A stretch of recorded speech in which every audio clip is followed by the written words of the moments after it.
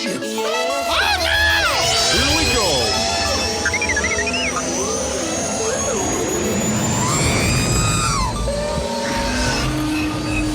Can I persuade you to join us for a drink? It's a tradition.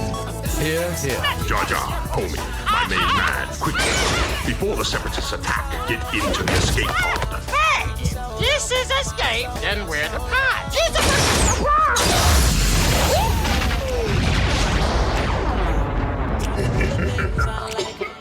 Welcome back to Star Wars Escape Pod and our 7th after show for Andor Episode 7. This one's called Announcement. Actually, this isn't the 7th after show because we got the 3-episode drop right away. Man, this show is going quick. We got Kirk and Blake, our co-host, in the Escape Pod today, and we're going to be chatting and breaking down everything that happened in this, everything we noticed, everything we liked and criticized, and whatever else. Let's get into it.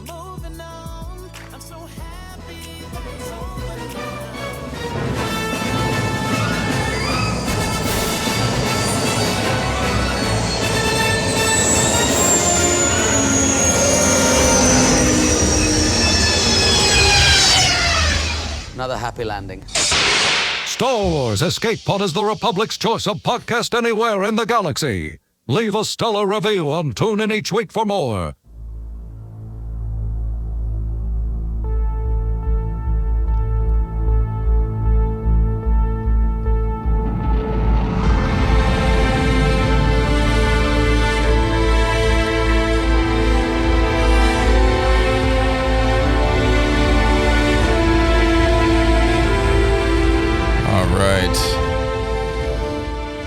Let's do this, shall we? Welcome back to the show, Blake.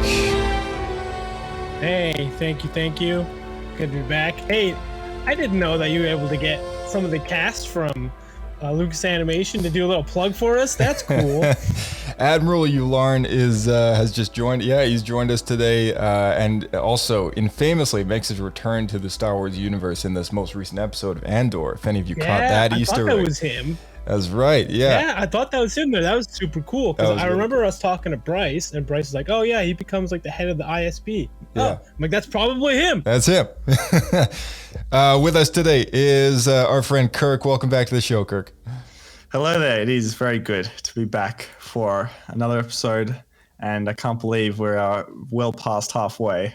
Oh man, it's going quick. I mean, with the first 3 dropping in one go, next week we have Tales of the Jedi dropping all on one day. That's 6 episodes in one Wednesday. We're gonna have 6 episodes. They all have a runtime of between 10 minutes and 17 minutes. So they're classified as shorts.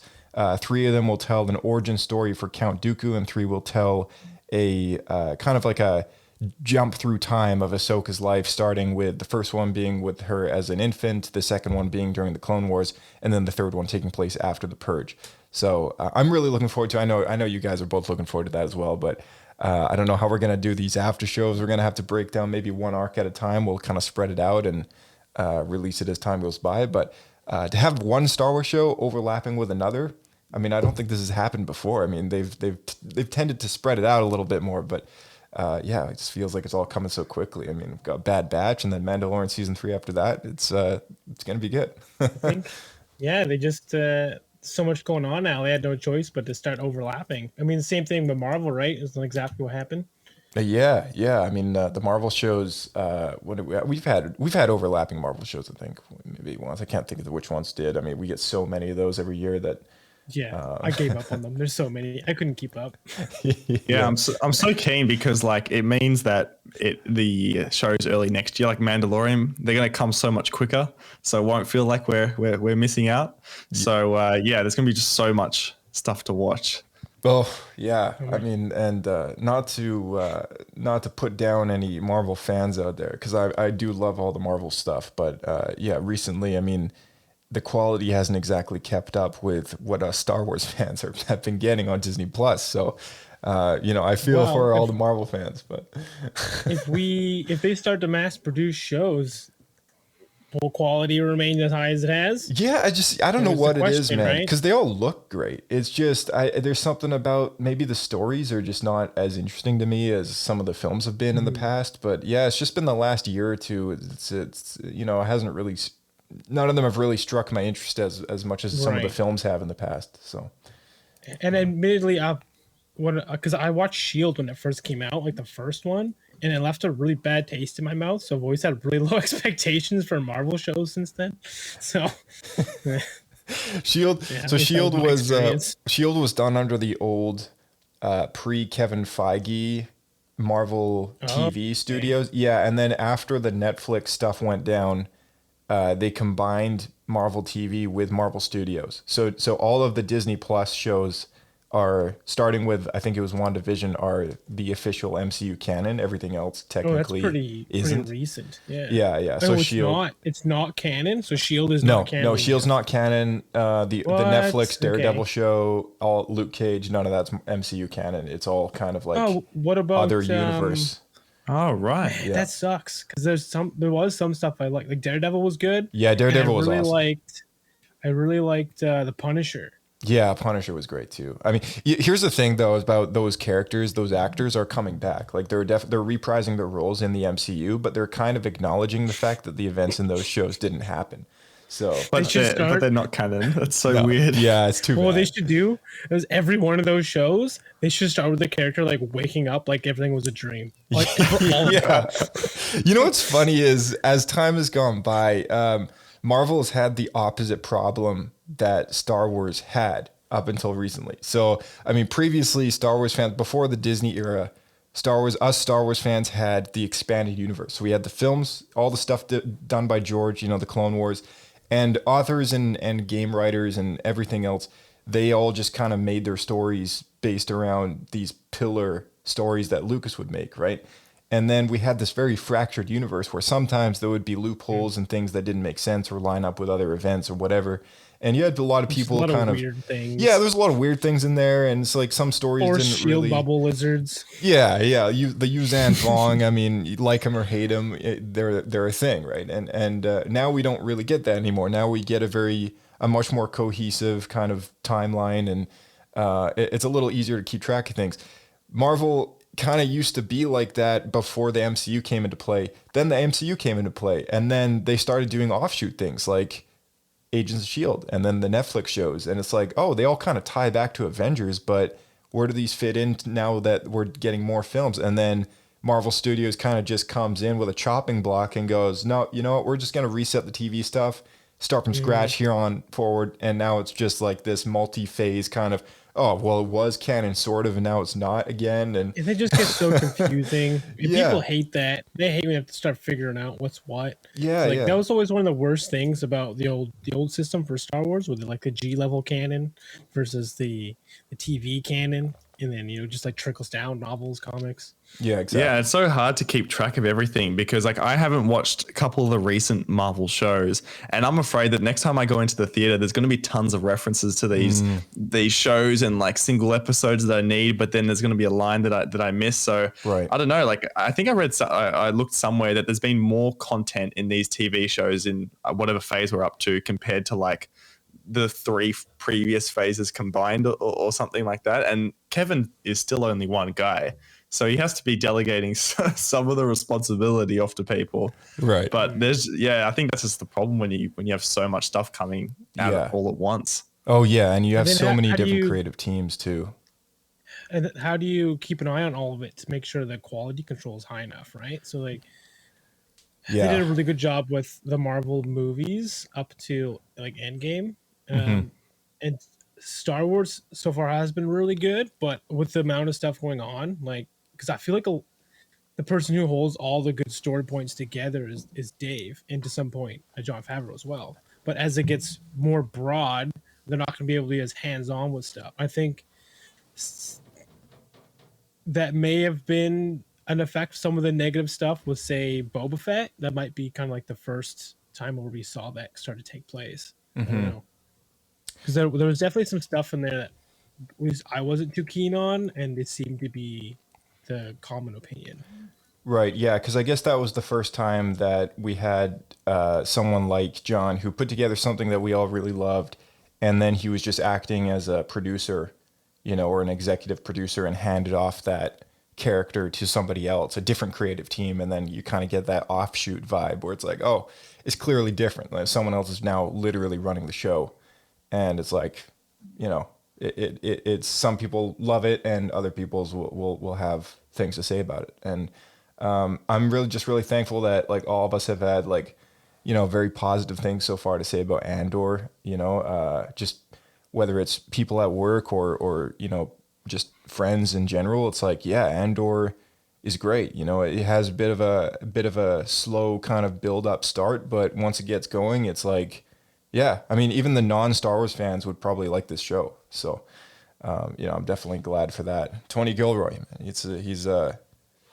a good movie maker.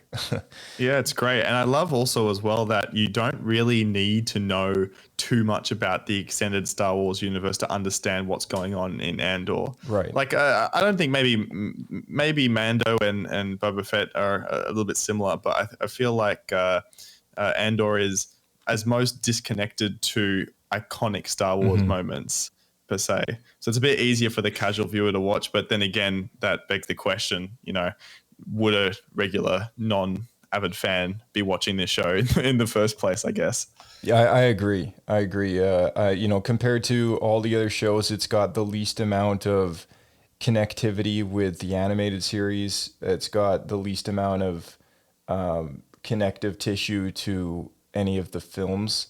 With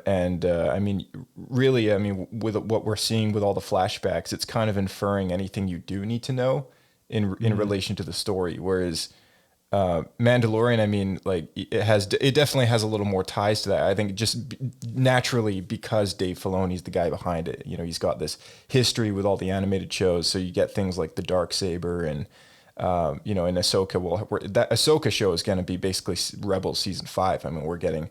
That's what it seems like. Yeah, I mean they had some screenshots that they revealed at one of the recent conventions, and we had a shot that's a live action Sabine Wren standing in front of that artist, painting or something like that, which had the Rebels family on it. It's the exact same as in the animated series, and I thought that was really cool. The mural? Yeah, the mural. Yes, painting? yeah, the mural. Yeah, that's straight out of the animated show. Like literally copy paste, same artwork and everything. It's amazing. But I'm so excited for that. That's going to be so good. And not from what I was saying before about the connections with Andor. Like we're 7 episodes in with Andor now, and I'm loving it just as much as I am the other shows as well, despite like the lack of like direct.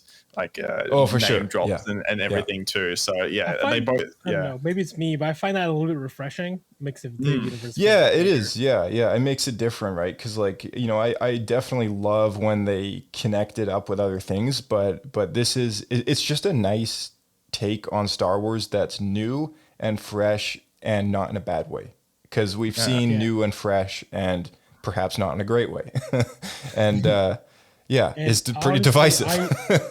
I'm still holding out that the next 5 episodes, at some point, Ahsoka's going to show up. I think that's my prediction. You think? Oh, yeah, because she's the one that ties all the rebel cells together, as we learn in the Rebels. fulcrum. Yeah, I guess we're going to have to wait and see. She is the fulcrum that holds that. She is the fulcrum. So let's kick things off with episode 7 here. This episode's called Announcement, and I feel like the names of all these episodes have something to do with a line that is said by a character in the episode. That's kind of been a repeating pattern so far. I don't know if you guys noticed this yet, but the intro, whenever they show the Andor title card, we haven't really addressed this yet, but the theme song has ever so slightly changed every time we see it, and.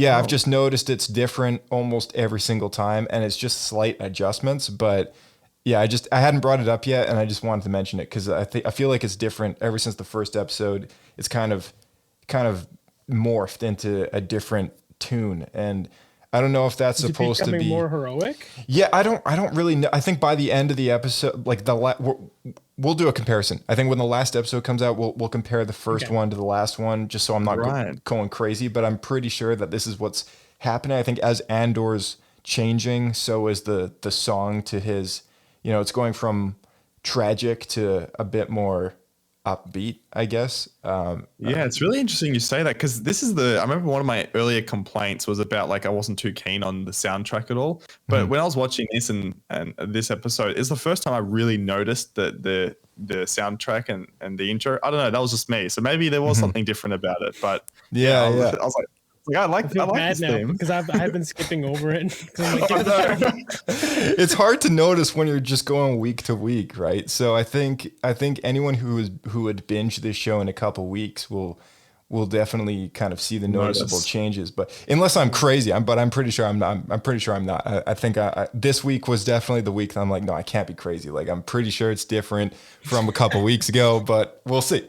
Have you noticed though when you skip the intro that like you can skip the opening section, the review, then you can skip the intro, but then like when you skip the intro, it doesn't actually skip the intro for the show. Like it's like a second, it's before the end. Or you only get to skip the Lucasfilm Star Wars logos. You don't get to skip the show title logo. Maybe I haven't been skipping it then. I just haven't been paying that close of attention. So I hit the skip intro. And then I hit the right button on my controller 3 times, and like that's like 30 seconds. It goes forward. And and that jumps forward. But yeah, I think anyone who does skip that won't notice the song change. But I do actually, on the second time round because I always watch these twice, I leave it playing, and I've noticed that it sounds a little different. So I don't know. Again, maybe I'm crazy. We kick things off in this episode with Cyril hanging out in his room, moping about. He's an Imperial fan. I don't know if did you guys catch? He's got some action figures on his shelf. Little stormtroopers and Imperial officers just like posed on his shelf. I thought that was kind of fun. But I noticed he had an Imperial collar, which we learned he got tailored onto his jacket. yeah, he had his collar. His mom comments on his tailored jacket, and his collar's as it makes him look like a coward. Yeah, well, his collar's like raised up a bit, right? It's a bit more of a posh kind of vibe, and I don't know. Maybe he thinks of himself as he thinks highly of himself. I guess maybe it's just reflective in his character. I mean, right now we're seeing he's quite defeated, but.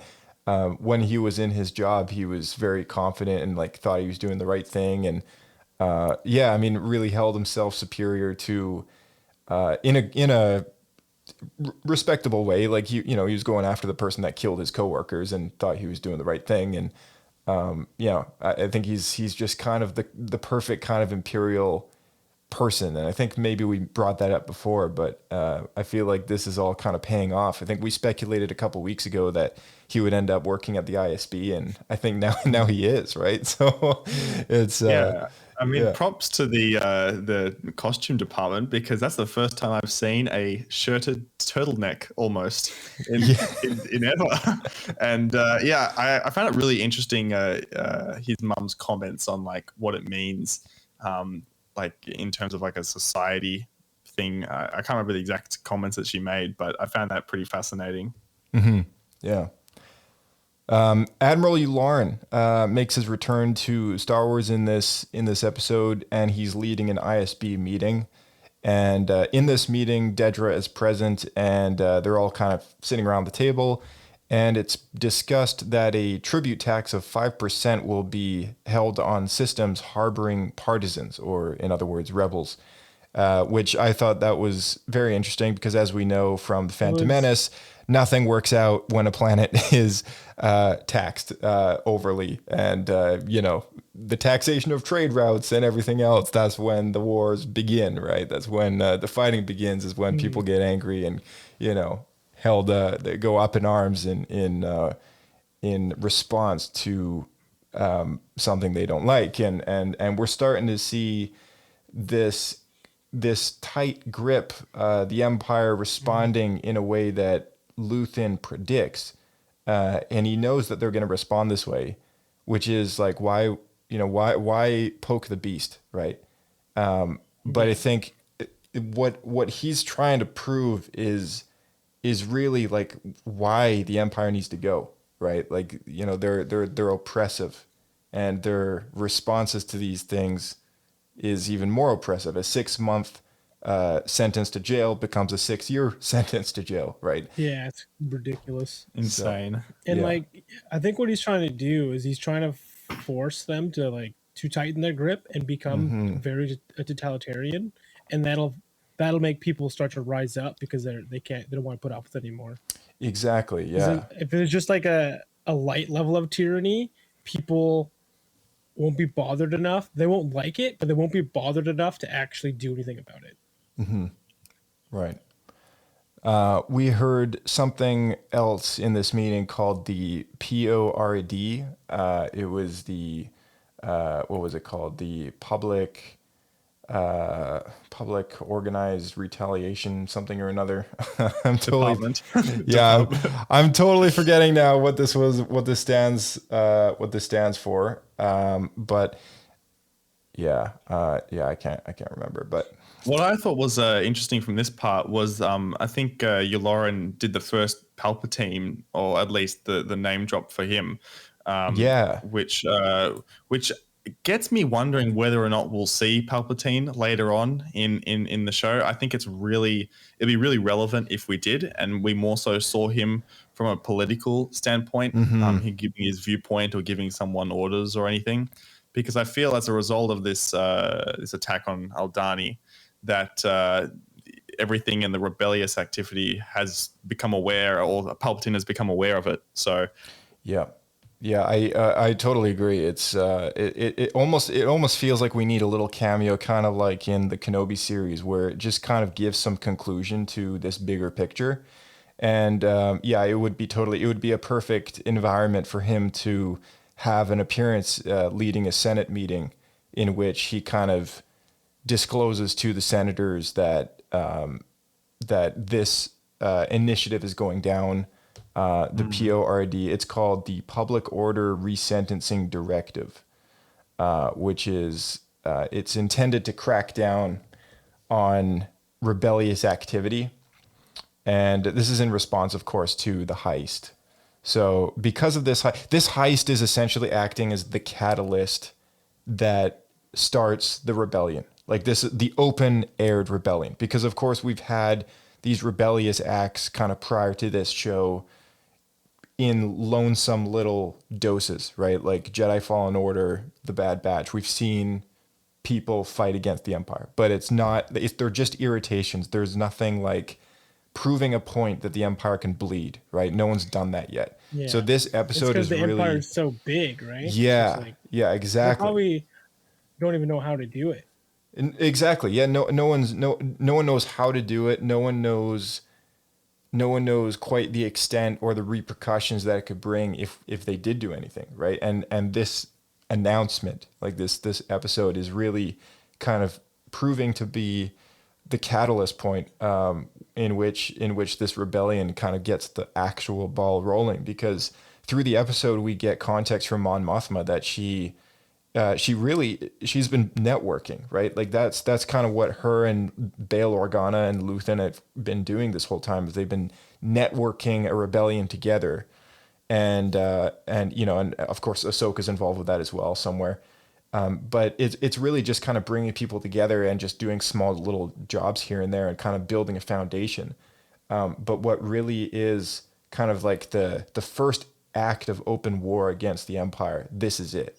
Like this is kind of the moment in which like the rebellion is coming out of the shadows. This is when we're starting to get this moment in which they're going to need a logo now, right? Like they're going to need some sort of something to show the Empire like who they are. Mon Mothma is still behind the scenes, but like I'm kind of waiting for that point in which she's got to run, right? She's got to hide, because throughout the original trilogy, like we don't see her. Like she's kind of like non-existent until Return of the Jedi, and then boom, she is, there she is. But if it weren't for the prequels, we wouldn't really know she's a thing until that final film of the Lucas series, right?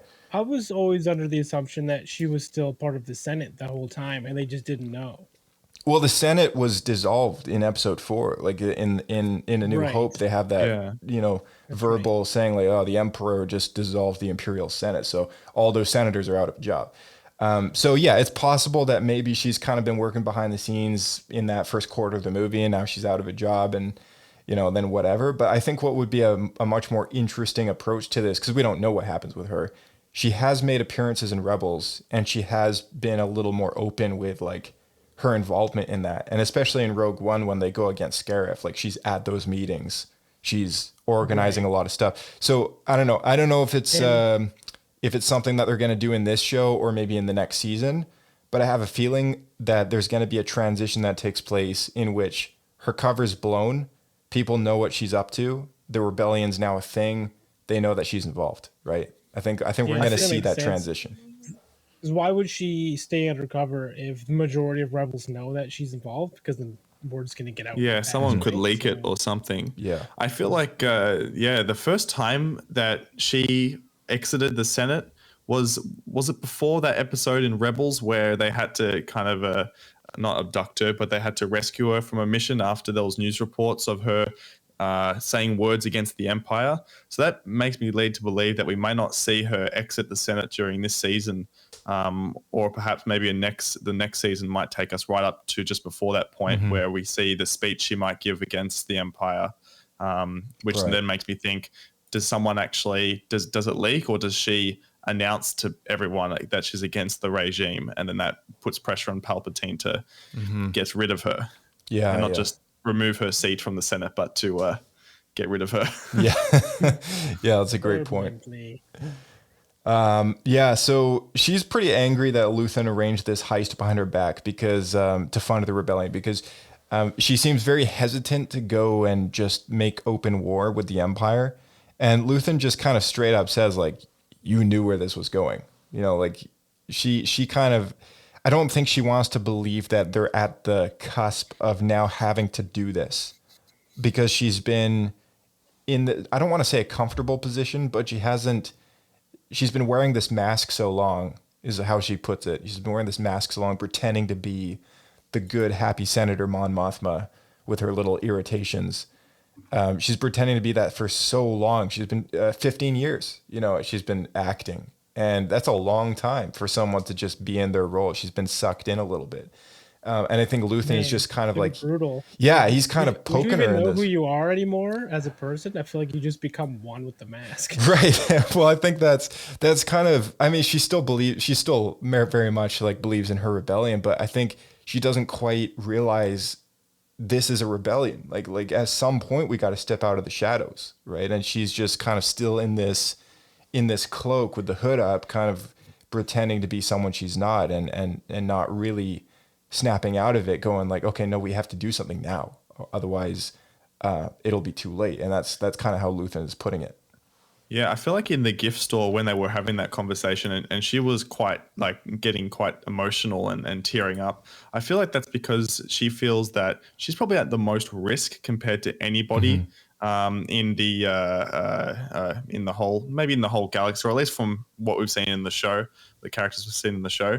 Just because she has the most connections and she's built up her career right up until this point, and there probably would be some very significant consequences if her colleagues and peers and obviously Palpatine found out, compared to a general prisoner or civilian. She'd be made an example of, for sure. Yeah, big time. Yeah, big time. Yeah, I love the line that Luthen says, "We can't hide forever." I was like, yeah, that's so true. I mean, like, what kind of rebellion is this if you're just hiding in the shadows?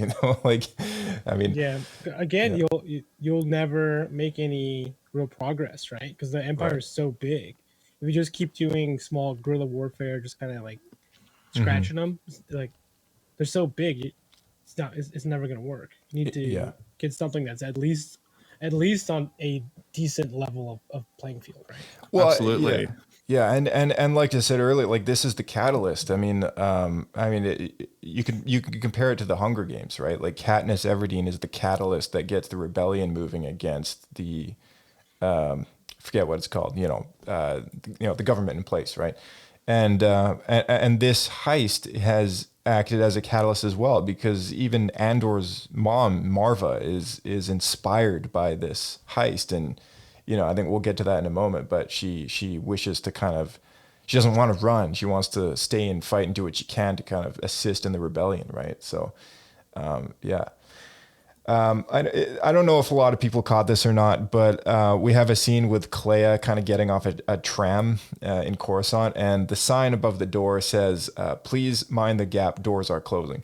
And anyone who's been to London will be very familiar with the "mind the gap" slogan that they have for all the trains, the doors closing. I thought that was kind of a neat little Easter egg. Yeah. Yeah, that's interesting because I think earlier in the show they actually shot some scenes directly. I can't remember where it was. I think it was a museum in Germany, or maybe it was in England, and it was like a train station, like they did in Rogue One. They just kind of changed the environment a little bit. But I remember I saw a photo somewhere where they put the two things side by side. I was like, oh, that's actually a real location. Oh, that's awesome. Yeah. It's pretty cool. I mean, there's lots of cool architecture. May as well use it. Yeah. Just modify it a bit. And Coruscant. Yeah, and Coruscant really reminds me of like that. Like I think it's like brutalism or something they call it, like that architecture style.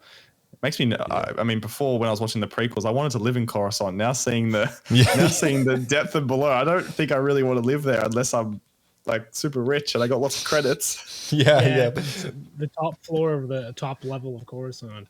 They've done some cool shots over Coruscant, though. It almost feels like at times you're watching like a New York cop drama, like on television, because they'll do the camera pan around the skyscraper, and it looks like the Chrysler building. Right.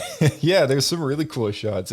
I love seeing other parts of Coruscant now, not focused on the Jedi Temple or Padme's apartment. It's kind of nice or the Senate building, right? Like I feel like we only really got a whole lot more Coruscant in Clone Wars and in Attack of the Clones with the speeder chase, and that's been it so far. I mean, we haven't really had a whole lot. So it is cool to see. It's such a big city planet. I mean, like you get so many different environments in a city planet. I mean, even in one city alone, you get different areas. You got your vintage kind of areas that are a bit older. You got your Chinatowns. There's just different neighborhoods in a city, right? So imagine a whole planet with a city on it with so many hundreds of levels. I mean, there's so much room to kind of be creative in that. So it's really cool to see a lot more of the planet. Dedra finally breaks some rules to get her information, the information that she wanted last week or 2 weeks ago in the episode. The data center that she walks into to ask the Imperial, I forget his rank, the guy that was at the desk. The window behind him, there's a data bank in there, which was very similar to the data bank that we see in Rogue One, which is the one that Andor and Jyn break into to steal the Stardust hard disk out of the tray. So I thought that was actually very cool, very consistent with just Imperial architecture, how technology works in that world. I thought that was a really nice little Easter egg that they put in there. Clea talks to Vel. She looks completely different, all spruced up in the core life disguise. I didn't even know it was her at first. No, I didn't until I was watching with my brother-in-law. He's like, "Oh, it's that girl." I'm like, "Who?" And I still was looking at her because I couldn't place who she was, because her hair just looks so different. Well, she's wearing makeup and she's not in like these, Scottish kind of, nerf herder robes or whatever. Yeah, she went like mountaineering gear. Yeah. Yeah, she changed costume, and I also didn't realize who the girl was on the right as well in the red coat. Was that the assistant from the artifact store? Luthen's assistant. Yeah. Clea. See, I didn't recognize her at all. Her name's Clea. Yeah. Right. Yeah. So she surprisingly enough puts a hit on Cassian, and says that we have to tie up loose ends. And, what I thought was kind of, I don't know, maybe, I don't know if it's just bad acting or just maybe the moment was just kind of, I don't know, maybe she's just got a good poker face. But when she says that, she doesn't even blink when she mentions his name at first. And then she says, "You know him as Clem." And she still didn't respond. And I was like, what is going on here? Like, it's like, all right, yeah, we need to put a hit on Cassian Andor. You know him as Clem. And the entire time she says it, she's just kind of like, just like blank response. I'm like, where's the surprise? Like, this guy as Clem the entire time. it's revealed that like it's almost like she wasn't surprised at all that he's actually got a different name. She was like She didn't react reverse well enough to Unoing. share that either. Yeah. Yeah.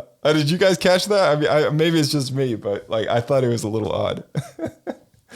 It kind of reminded me, I don't know if you've seen like those generic like dramas like Suits where like two people meet up and they have a chat for 5 seconds and then they walk off. It's like they spent like an hour traveling there just to have a quick conversation and yeah. they walk off dramatically. Oh, yeah. I thought, like I agree with you. Like she's been given all this information. Like, by the way, his name's not Clem, it's Cassian, and I need you to kill him. It's like, wouldn't you think that there would be slightly more of a reaction than just Yeah.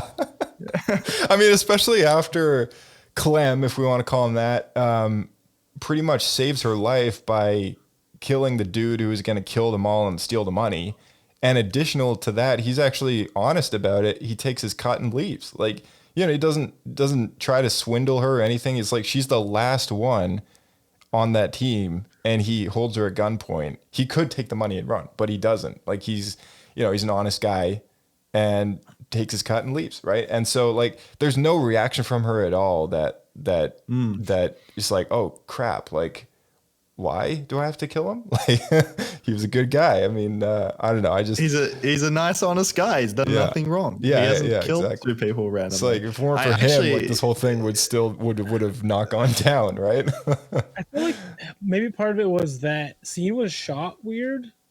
Like something seemed off to me, that whole conversation. I was wondering if maybe it was like the set was very tiny or something. And it was maybe they're so tight to the panels. Like I wasn't quite sure. Maybe. I don't know. I don't know. Something about that whole conversation between the two of them just seemed strange. Just a little awkward. I thought it wasn't. I felt like it wasn't framed correctly in camera, so it could have been that as well. Yeah. It's just the whole thing was just a little awkward. Yeah. It was a bit rushed, I feel. I mean, the one thing I just remembered after watching that scene was that, correct me if I'm wrong, but did the name Clem come from because Cassian's dad was called Clem? Yeah, Cassian's dad right? is Clem. Yeah, that's right. Yeah, because I was wondering why that name just came about, but like it kind of makes sense now after we saw those flashbacks a bit later going forward. Yeah, actually, so this was this was the episode that we finally kind of got a little more context for the flashbacks, with his father, his death, and everything like that, which was kind of interesting. And I did have a few notes to bring up in just a moment about that. I want to talk a moment about this party, Mon Mothma's party, her conversation with her old Chandrilla friend.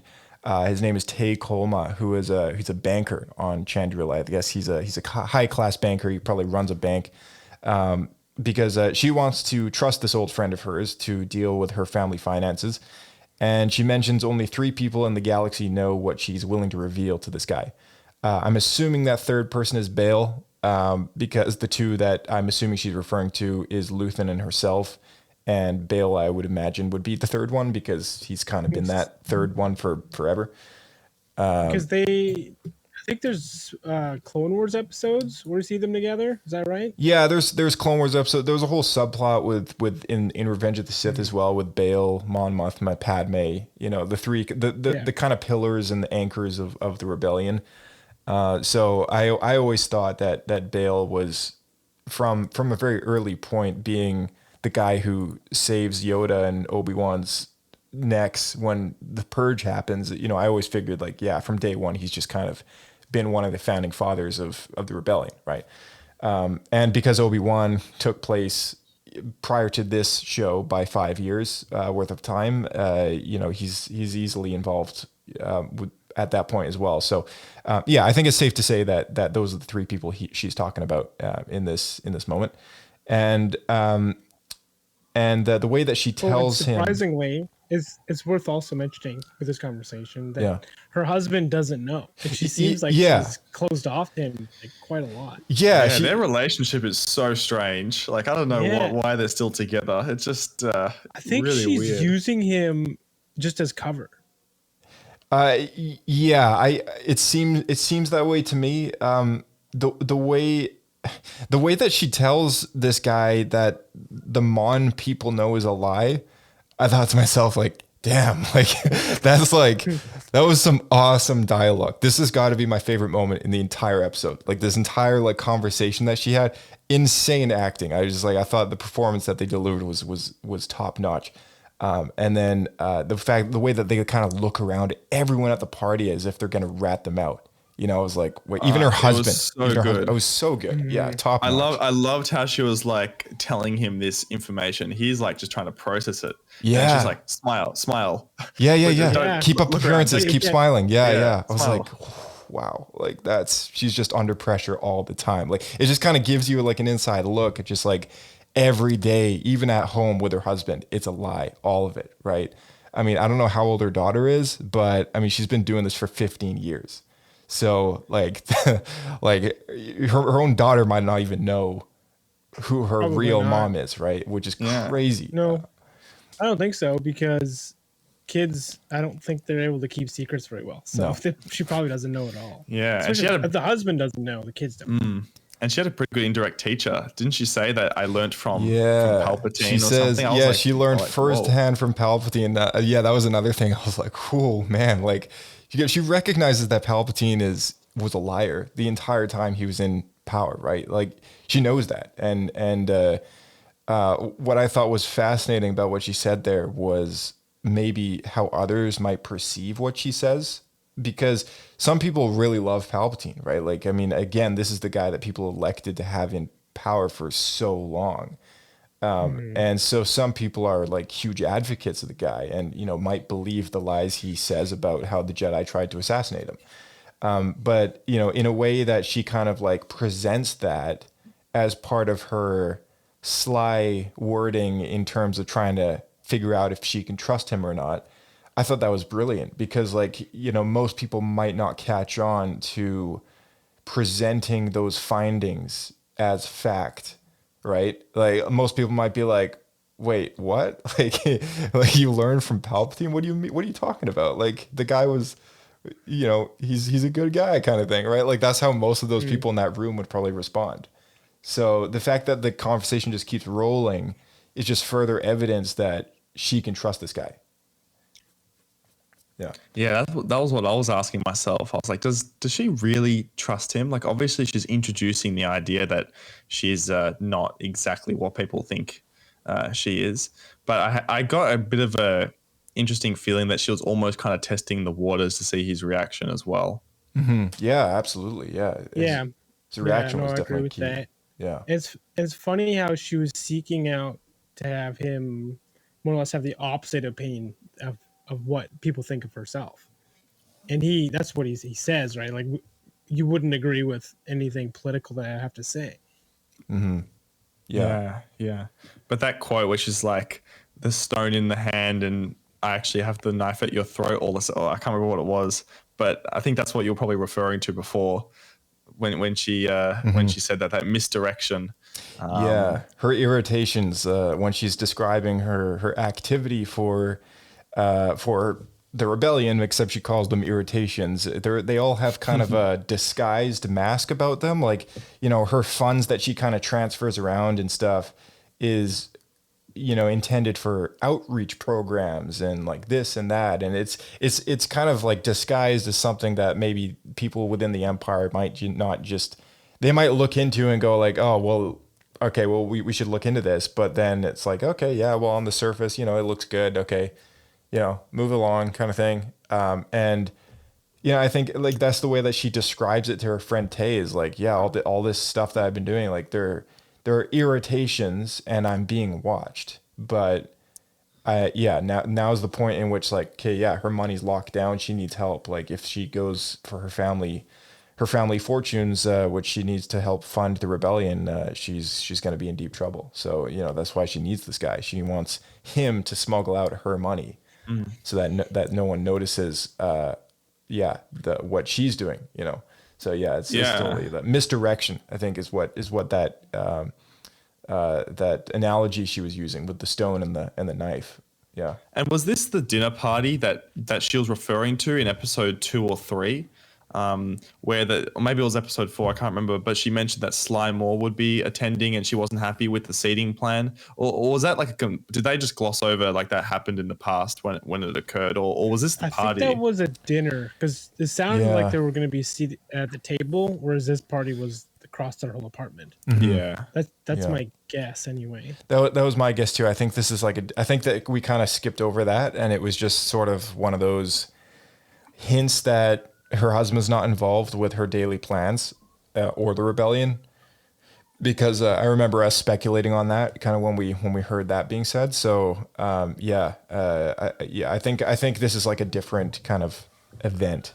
There was a small part of me that for some reason when I was watching it, I thought she was going to turn around and accidentally bump into Palpatine, and he was going to be holding like a cocktail glass or something like that. It's like, oh, sorry, this is awkward now. And he's just like fully robed with a cloak on. Yeah. Where's the ice? Yeah, I think he's like tracking down a waiter who's got like a dish full of entrees. Yeah. I feel like that would have been like Senator Palpatine, like, pre Mace Windu face disfigurement, but I feel like now he probably just hides in his own office and he doesn't go out anymore. Yeah. Meanwhile, like the drink butler off to the side, I got order 66 is ready. That would be mine. Nice. I loved how the conversation. Yeah, I loved how the conversation between her and Tay kind of finishes when Perrin comes over. She like really hastily kind of says, "My husband doesn't know anything about this. Like, this is between you and me," kind of thing. And she gets up and she's like, "Yeah, keep smiling." And then she gets up and she leaves. She's like, "Okay, to be continued," kind of thing. I was like, "Oh my gosh, like that is so much for one guy to process." Like. Yeah, it's crazy. We have a sequence in which Andor speaks to Bix, and we conclude that she doesn't know how Luthen knows Andor so well, which leaves a lot of questions for later. And she doesn't look very well at all. She's obviously grieving over Tim, and she says because of the Empire in town, people blame Andor for what happened, and that anyone could turn him in because they're all pretty ticked off that the corporate authorities kind of been shoved out of town in favor of Imperial security instead, due to the nature of the rebellious activity that went down. So I thought that was all very interesting as well. I mean, as we all know, like the Empire is just kind of slowly spreading like a cancer across the galaxy, and it's just kind of interesting to see the evolution of these different sectors of authority and whatever else, local security, and it's all kind of being replaced with Imperials. And, that spreads all the way to Tatooine, in which, that was a Hutt world. I mean, Jabba's still alive and somehow there's still stormtroopers running around, right? So, it's all very, very interesting. It's all kind of coming together. And that in combination, like when he had that chat with his mum when we went back to the house, and I saw similarities between that scene and Saw Gerrera in Rogue One, where he kind of was like, "I'm not running anymore, and I want to stay put." It just, I think, shows how some of the older characters throughout the show are just so sick of, they can see the Empire spreading, and they don't want to run anymore, mainly because they're tired, obviously, but also because they want to kind of stand up and show they can live and continue their life whilst they're being around, which I think was quite sad, to be honest. But even though, it's Andor is hope, we know how the story kind of ends, I guess. Well, it was an interesting kind of perspective on how those characters feel about the whole situation. Oh yeah, absolutely. I mean, just to talk about Marva for a second, like you said, Andor's mom, she's reluctant to run and hide, and her dying wish, the rebellion is something she believes in, and her dying wish is to kind of fight with that purpose in mind. And the reckoning that she saw earlier in the series with the town kind of shutting down when the corporate authority came in, and now the Imperials are setting up shop, and she looks at the heist that just went down, not knowing his involvement, of course, and he doesn't say anything about it, but she's inspired by that, and she says, like, look what people are doing to stand against the Empire. Like, what can I do to help, kind of thing, like, sign me up. She's like, I'm not running anymore. She's been fighting so long. And we when we see Cassian Andor in Rogue One, and he says, I've been in this fight since I was like 6 years old or whatever he says, right? And we don't really know the full nature of that story, but in the flashback moment that we have, Clem, who's mistaken for one of the guys who threw a stone at the clone troopers. I would imagine it's probably close to the end of the war at this point. The Republic is kind of getting a better hold on the galaxy, and they kind of come in, like they do. And neutral world or separatist world, whatever Ferrex was before, it doesn't really matter. All we need to know is the people don't like the Republic showing up, right? And they're pretty against that. And much like the Twi'leks, they had resistance there, but this town, someone threw a rock at a stormtrooper. They're pretty angry about it. So they turn around, they hold Clem at gunpoint, and the next thing we know is he's hanging from a rope. And whether that was the Republic, kind of shocking to believe, or whether that was at the turn of the Empire, who the heck knows at this point? Maybe we'll get answers to that later. But all we know is they've been fighting since the Clone Wars. They've been in this fight since the days that clone troopers and droids were running around tearing the galaxy apart. They're just trying to survive, and they had a planet that was taken from them, right? And then traded hands off to corporate authority. They didn't like that either, and now the Empire's back, and it sucks, right? And so it's been going on for so long, and Marva's witnessed all of it, and so that's why I think she's like, no, I'm not running anymore. Like I'm not going to hide. Like this is it. I'm gonna stand. I walked through that courtyard where Clem hung from a rope, and I was able to do so, knowing I'm also gonna spit in the Empire's face. So I loved how like her attitude was just so like, like let's just do this. Let's put on the gloves or take them off, however you want to put it. Yeah. She seemed like she was tired of running and hiding. Yeah, for sure. What I also really thought was kind of interesting about what added a little bit of drama to the mix is she kind of knows that Andor is not a believer, like in the rebellion, and she says that to him. She says like, I know that your place isn't here. Like I know that your place isn't with me, like doing what I want to do, in terms of fighting the Empire and stuff. Of course, not even knowing that he was actually responsible for pulling off this whole heist in the first place. But I feel like if that was revealed to her, then it would be like, wow, you're a hero, and sign me up kind of thing. But this is just, it's added a whole lot more complexity to her motives as a rebel, for sure. Yeah, it was interesting you mentioned that, because when she said that, I kind of disagreed with her. Not obviously because like I saw him do the Aldani chase, but then I kind of agreed, because obviously after the whole heist happened, he just grabbed his money and took off to Miami, pretty much, or the Star Wars version of Miami. And otherwise, like if he did really care, like, and which is what I thought he did really care, but he didn't. He just took the money or the share that he had, and he kind of ran off. So obviously we're not seeing the Andor that we know that to see, obviously, or that we saw in Rogue One. Mm-hmm. Yeah, I think we may have seen the reason to why he's now super bitter against the Empire, though. Right. Oh yeah.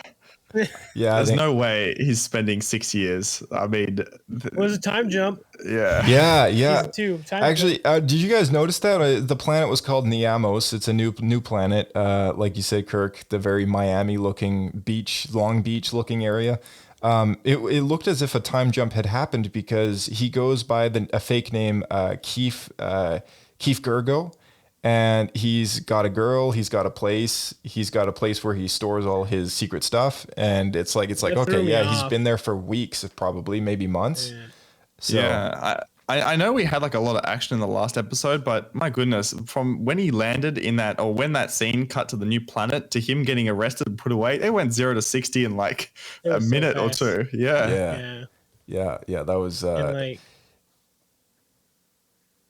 yeah, because that time jump threw me off, because at first I'm like, oh, who's this? Like, it was this girl who's here, and then you see it's him. Like, and it seemed very unexplained to me. It was just, bam, this is happening now. Yeah. I thought it was interesting that he is is negatively affected by the Empire in kind of a sentencing way, kind of similar to his dad, because his dad didn't throw that rock, but he hung for it. You know, when he kind of shoved that stoner out of the way, going like, "Don't, you'll only make it worse." And that's when the clone troopers turn around, they point, and then, you know, they're like hold him at gunpoint. He's kind of frozen there. You know, they just infer, oh, that's the guy who threw the rock, right? And he died for it, right? So I thought it was kind of interesting that Andor, like his father, just wrong place, wrong time, man. You know, like, and then he just, the Empire comes in and 6 years, there you go. That was awful. I was like, wow. Yeah. I couldn't believe that happened. But then, because like I was like, oh, if when he goes to the sentencing case, I would have explained it. But like he tried to, in just 6 years, and then she's like, go speak to Palpatine about that. I think Palpatine's had more name drops in this episode than anything else. Yeah, he totally has. Mentioned more here. The Empire Strikes Back. On the one hand, I'm like, why does he have to be name dropped so much? But on the other hand, I'm like, you know what? This is actually kind of believable. Like, I mean, like everyone knows who their political leader is. Like, why shouldn't he be name dropped by just the average citizen, right? Like, it actually kind of makes sense. Yeah. How often do people hear the term like Biden or Trump? Right, exactly. Yeah. Like True. You know, someone in Timbuktu like knows who that is, right? So, I mean, you know, someone in Timbuktu may have voted for someone like one of those options. So, yeah, I mean. I guess that brings up the complaint that some people had for Kenobi, being that how did Kenobi not know that Vader was still alive at that time? Because people were like, oh, surely like throughout the ranks and people talking and Star Wars just like word of mouth, like it would have gone around that Darth Vader was some imposing figure in the Empire. But I feel like that it still is a high chance that people wouldn't have known, because obviously everyone knew Palpatine as a figure in politics beforehand, just like a political figure in the real world. So obviously Palpatine would be out there, but I don't know, does that beg the question that people should really have known about Vader back then? Maybe he didn't have a big Instagram following or something. I don't know. I mean, like, people are aware that the Inquisitors exist because in Kenobi, which is 5 years earlier, you know, we see how people react when they show up on Tatooine. So, you know, people do know that there's enforcers out there, you know, ridding the galaxy of Jedi. You know, the average schmuck knows what they do, because at from the first episode that they kind of touch down on Tatooine, they interrogate the bartender about themselves, and they're like, you know, do you know who we are? Do you know what we do? And the guy's like, yeah, you're Inquisitors, you hunt Jedi. So like the average person knows what an Inquisitor is. I think the average person might look at Vader and kind of infer them as such or as their leader, but I don't think they know quite what he is really. I don't think they know that he's a Sith Lord, right? Like much. Yeah, they definitely don't know that. No. But I think they just see him as the Imperial Enforcer, or just assume he's another Inquisitor. Yeah, I think because that's probably the right call. Yeah. Yeah, to a lot of people, all of the Jedi stuff is kind of beyond their level of comprehension, because Dooku is very often mistaken for a Jedi with a red lightsaber, right? Very similar to Maul. In the Clone Wars, Maul and Savage Opress had a moment like that too, where some random pirate was like, oh yeah, these red-bladed Jedi came around swinging, you know, killing everybody or whatever the guy says. And it's like, oh yeah. And then Kenobi is like, yeah, those weren't Jedi. Those were Sith. And then he's like, where are they? But yeah, I think the average person just doesn't really know the terminology and this whole mystic war going on. Obscure. Yeah, Like, yeah.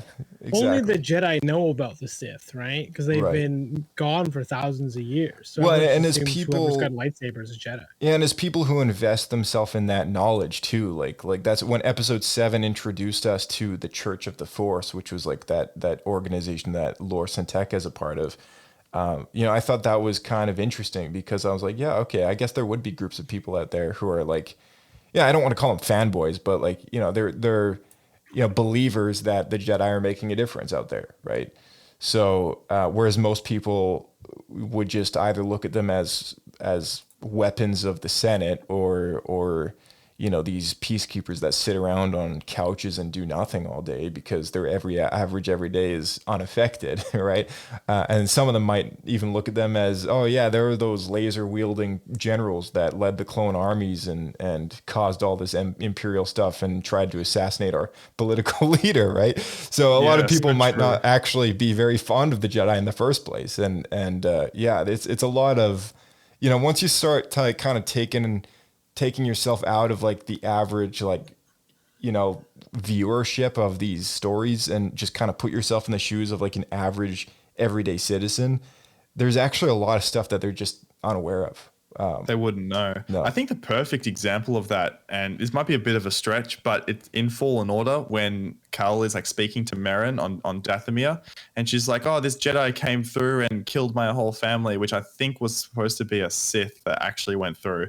But she just looked at someone with a lightsaber and labeled them as a Jedi. I don't know exactly if it was made clear who that was, whether or not it was like General Grievous or something, because I think she mentioned that it was someone with 4 lightsabers. I can't remember off the top of my head. Who was this? This was Merrin, like the leader of like the Dathomirian, like the Night Sisters So she said to Cal's like, I don't trust you, Jedi, even though he was trying to tell her that she was a Jedi, and because she was explaining that someone came through with a lightsaber and wiped out all of her. You're talking about the Fallen Order moment. Fallen Order. Yeah. She was talking about Grievous, that Clone Wars arc where Grievous shows up on Dathomir and just wipes out the Night Sisters. That's right. Yeah, totally. So yeah, that's a great reference. Yeah, even the Night Sisters, so it's the average Night Sister doesn't even know the difference between, a Jedi and a Sith and a dude with 4 blades. That's a good point. Yeah, because they would be in the know, you would think. Yeah, you'd think. Yeah, you'd think for sure. But no, I guess a bunch of witches hiding in a cave, just they're kind of outside that political kind of lens, right? So they don't know who does what. I guess it's just so easy for us as an audience to think that every character knows everything, and that's why I'm just like Andor's great, because it really shows us the people that are just a part of the galaxy and aren't a part of that Star Wars royal family, I guess you could call it.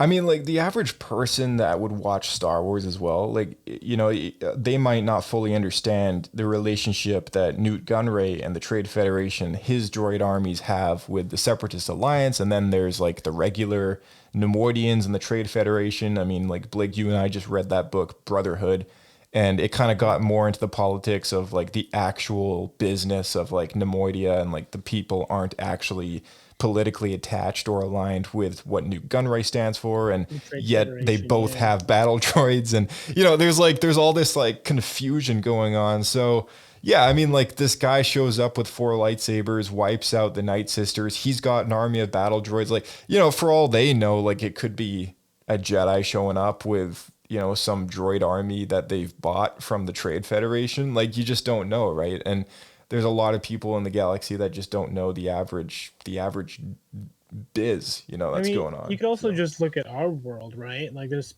so many people that just don't know very common things. Like someone who grows up in the city, you might not know about agriculture, even on like a basic level. Totally. Yeah, absolutely. Yeah. I mean, I don't know a thing about moisture show about farming. Earth, then it would feel like that too. Yeah. So Dedra's justified, swift counter move at the ISB meeting, and she's able to control over that whole debate that was going on with the sectors and everything. Did you guys find any of that like pretty enlightening? They're working like directly with how the political system is, so that they can sneak between the line, like the cracks and stuff. Yeah, I thought that was super interesting. I thought the fact that the ISB's system of you take this sector, I'll take this sector, all that stuff, like the way that they do that, and then how they kind of hog all their own information, going like, oh no, that's my sector. Yeah. Like you don't get to get my information. That's my work, right?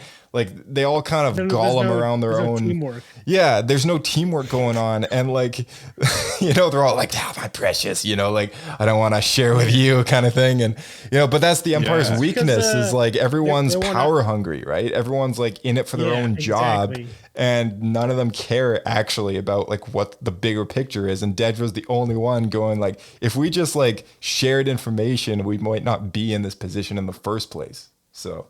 And that competition was like really solidified when he escorted her out. Not escorted her out, but when they walked off, and then she was like, I want to have a word with you. And then all he says is, watch your back. So like that's a really good corporate culture pep talk. It's like other employees are gonna come for you. Almost like giving her like done. permission. Yeah, almost like giving her permission, but also saying like, just be ready. People are gonna come for you. You know, like I like that a lot too. Yeah. And the last thing that I kind of like wrote down here is Cyril working in his cubicle. He gets a job at I forget the I don't think it matters really what he's doing in that cubicle or what position. It was like something to do with gas, something or another. I thought it was interesting that the episode ended off with him in this cubicle in a room full of cubicles just like his, kind of doing a day-to-day job that just what's your guys' like what do you take away from that, and you know why do you think like it ended off on that note? I mean, we can start with you, Blake. Well, to me, I got Matrix vibes from it first of all, but it's very it's reading very much as a like cog in the machine in that you're just a small number, like you're kind of irrelevant, you know what I mean? Yeah, I definitely felt that as well. My biggest takeaway from it, at least, was just the way that last part was edited. So Cassian got put into jail and then it cut to Cyril. I was like, Cyril still has Andor on his mind. I felt like it hinted to the fact that based on Cyril's position now, he might come across this new prisoner going in. I don't know, but I felt like there's going to be some connection between Cyril and Andor, and Cyril will come across some type of data in his new job that would indicate Andor being processed. Yeah. I'm not sure, but that's at least how I felt it was edited to end off. But like, I absolutely agree. It really felt like he took a big step down from his previous role. He got fired, and now he's just put in amongst thousands of other people in what looks like the absolute worst working environment. Yeah, absolutely. I don't think we're gonna see him in that position too long. So. One thing interesting though was when he was walking along the catwalk there before the guy offered him the job. The guy, because I guess his friends with his uncle, said that they were going to erase his the thing he screwed up, right? So he's gonna have a clean slate. His permanent record's gonna be fixed up. Yeah, right. Yeah, that's a great point. Yeah, so they're gonna expunge his I guess his I don't know, his petty infringements for his petty incompetence or whatever whatever exists, right? It's not really a crime, but he got canned, so you know, it's something. I guess that's because we keep thinking he's going to join the ISB, and they probably wouldn't have if that was on his record. So maybe now it is a possibility. Yeah, for sure. I think Kirk. I think you're onto something in the fact that like, you know, he's going to come face to face with some information, maybe on someone else's desk, who knows? And I think him and Dedra are kind of bound to chat at some point. So we're going to see some Imperial office warfare. Oh yeah, that's right. The office, cue the Office theme song. Get the Dedra. All right, guys, thanks so much for coming on the show again. And any last things to say? 5 more episodes, bring it on. 5 more episodes. Yeah. There's going to be at least 4 of them are going to be just life in prison. Doing like a workout routine, and they gotta watch TV for a few hours. And he gets buffed. That's where he gets ripped. I think Luthen's gonna break him out. He needs someone on the inside. I think Luthen's gonna break him out or something. But I forgot to ask when we're talking about it. Did Luthen tell his secretary or whatever, the lady that works with him, did he tell her to kill Cassian, or was that her decision on her own? I think that's her own decision. That's her own. She's going rogue. Yeah. She's going rogue. We'll find out. Yeah. Yeah, I don't know, because. Yeah, we'll find out. There's a lot of espionage going on. All right, guys. Well, Thank you both for coming on, and we'll catch you in the next one. See you out there. See you then. Keep flying. All right, and to all our listeners at home, in the car, wherever you are, thank you for tuning in to Star Wars Escape Pod. Make sure you catch our next after show review next week, and stay tuned for Tales of the Jedi. We're going to hit that as well at some point in the very near future. Big thank you to our co-host Blake for coming on, and our good friend Kirk for joining, and everyone else who's come on a weekly basis, our friends Darian and Ben and Ellen. I mean, it's always great to chat Star Wars with friends and family. So we'll catch you in the next episode of Star Wars Escape Pod. May the Force be with you.